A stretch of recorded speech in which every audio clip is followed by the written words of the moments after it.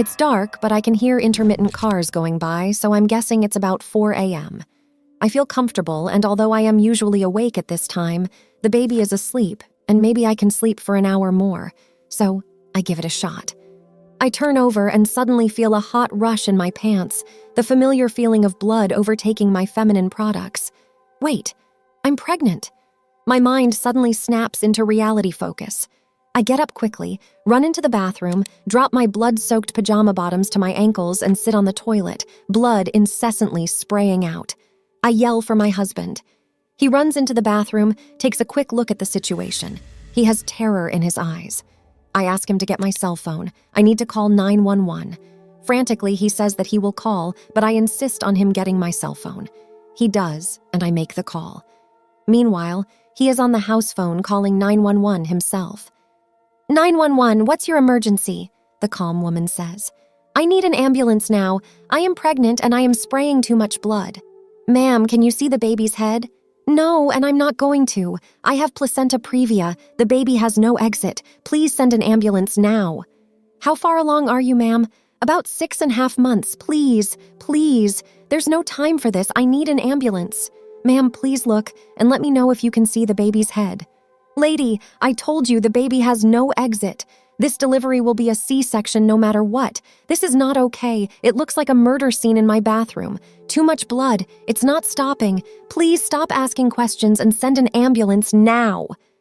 She asks my name and address, my husband's name, and I frantically give her all of the information. They're on their way, ma'am. I've just been informed that Lane is talking to us right now. You need to hang up and go lay down until they arrive. Lane is on the house phone and I can't make out what he is saying. He helps me up and half carries me to the living room couch. I can see a trail of blood on the carpet. I sit down not knowing what to do. He is on the phone pacing and orders me to lie down. I don't want to. I need to ensure my situation is understood when they arrive. I am so dizzy and struggling to remain upright. My eyes are so heavy. I can hear the sirens coming. Then everything goes dark and silent. It felt like an eternity has passed before I wake and notice men jostling my body. I see my husband across the room talking to 2 men in uniform. I'm not sure if they're police or fire department uniforms, but I feel worried that my house is so messy and my living room is crowded with several unknown men in various uniforms. We are going to lift you, June. Don't fight us. We need to put something under you. You are bleeding a lot. I feel my body being pulled to the side, then pushed to the other side as they slide a thick plastic or vinyl feeling thing under my whole body. In my mind, it felt like a body bag. Nothing is making sense. I couldn't move my body or speak. I felt like a stranger witnessing everything from someone else's eyes. I couldn't voluntarily move my body, and I felt detached from myself. Ready? 1, 2, 3. I feel my body cradled in the plastic cocoon and the weight of my body suspended as the couch leaves me. They set me down, square on my back. I was placed on a very narrow plank with straps being secured around me.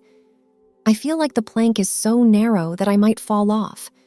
The straps do not feel sturdy enough to hold me. With a sudden jolt, I am elevated, and the plank begins to move quickly through the living room and past the TV toward the front door.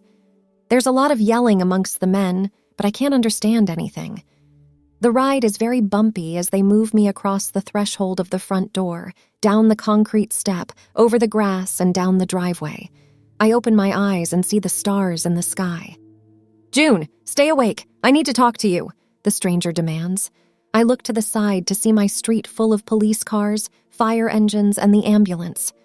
My eyes are fixed on the back doors of the ambulance before I am spun around to see the police cars and fire engines once again.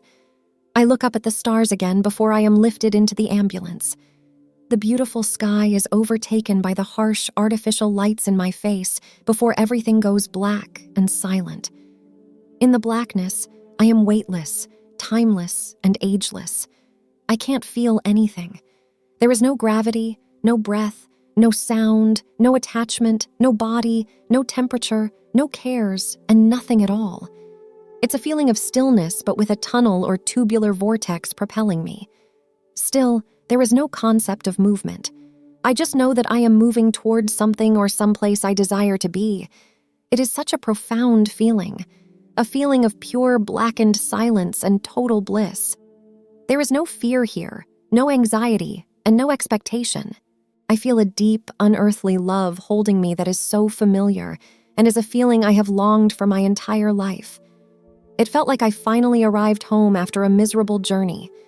I was tired, and it is a well-deserved rest. I am lost in pure, loving bliss and gratitude for being present here. It could have been 1 second or 1,000,000 years. There is no time in this place of profound purity. June, stay with me. I need to know how far along you are. The loving ecstasy is grotesquely ripped away by the glaring lights in my face, the sound of sirens, and the creaking noises from the moving ambulance. I see darting movements over and around me by the men. I feel offended by the seeming war zone by comparison to where I just was.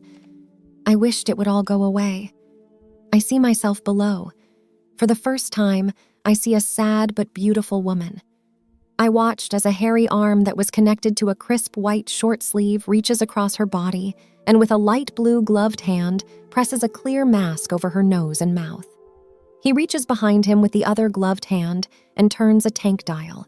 The other man pulls her arm out, yanks her shirt sleeve up, and jams a small device into her arm and covers the unknown thing with tape. I see the driver look back and shouting, but I can't understand. The men are shouting back at him, but none of it matters. I don't seem to have a care now. She looks so peaceful in this moment.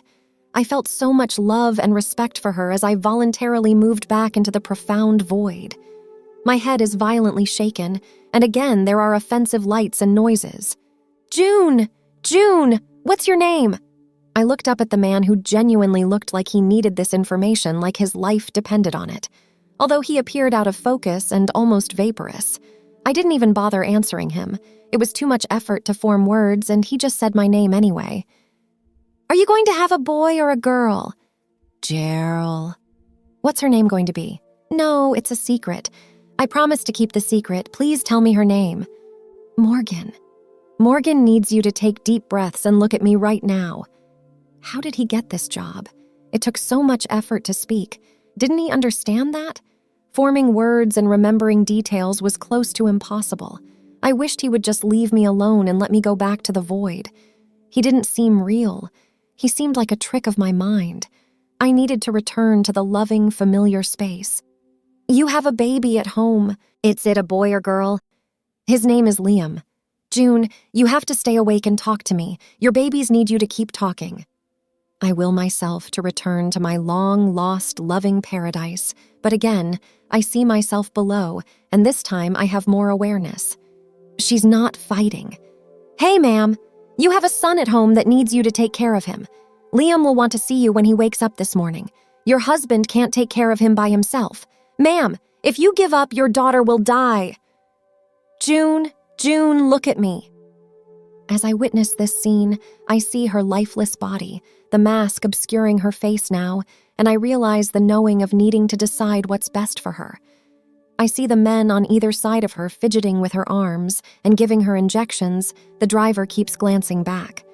The 3 men communicating with one another and shouting at the girl on the gurney, who just appeared to be a lifeless object.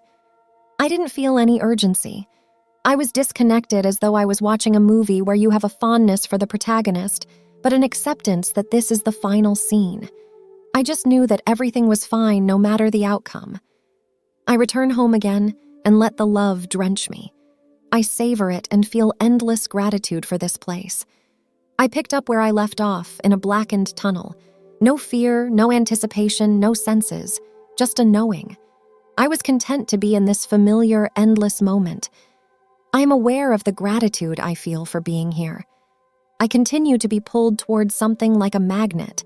Aware that I am moving towards somewhere I long to return to, there is a strong awareness that I am being accompanied to the destination by multiple unseen beings. Where this knowing came from, I am not aware.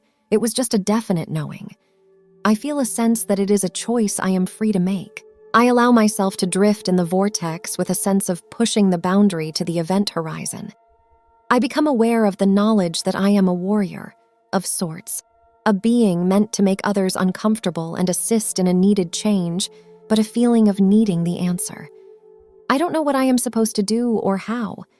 I understand my strength and my willingness to always do what I feel in my heart to be correct, no matter the compromise or sorrow it may cause me, even if it leaves me isolated. I am consumed with the feeling of love and that it is something I am destined to do, but the relief of being here is so enticing. I become aware of the sense that I will return again sooner than I realize, and the compromise I make now will be worth the sacrifice of this unexplainable moment. I have a knowing that going back is a determination I made for myself long before now. I feel profound sadness as I consciously decide to go back to my miserable life. I feel a loving send-off and the sense that these presences are giving me a sort of inspiration that I can accomplish what I am supposed to alone. I feel that I can do it, a knowing that I chose to do this already and that I didn't finish. The presences give me a strong feeling of validation and that I will remember that even if I am alone, they will be waiting for me when I complete the mission. They fill me with love and encouragement as I consciously agree that it won't take too long and I'll be back. I accept that I must return to the ambulance, not because I want to, but because I am obligated to for some purpose. I open my tearful eyes and my senses are overwhelmed with the assault of human inventions. Lights, noise, abrupt movement, and restraining devices on my body and face. I am offended and I feel cheated and angry for the situation. As I notice the blissful enchantment quickly fading, I fight my memory to hang on to it and never forget it. In that moment, I realized that I had been there before. The feeling of a pure, unearthly love and zero attachment to anything, anyone, or even a body for that matter. It was familiar, but I had no memory of it before then. It was the feeling that was familiar. I relived it in my mind as the siren shut off, and after a series of some turns and a backward motion, the ambulance stopped, and the doors flung open to reveal a group of uniformed strangers pulling my wheeled plank towards them. I swear to myself that I will leave my comforts and change the world. I think of the man that I have been in love with for so many years, and how I never had the chance to experience life with him. I think of the places in the world that I have always wanted to visit, and the unwritten music from unknown artists that I have not yet internalized. Maybe the music I haven't written yet? I think of my Liam and long to hold his future children. I think of my unborn daughter and her life now hanging in the balance.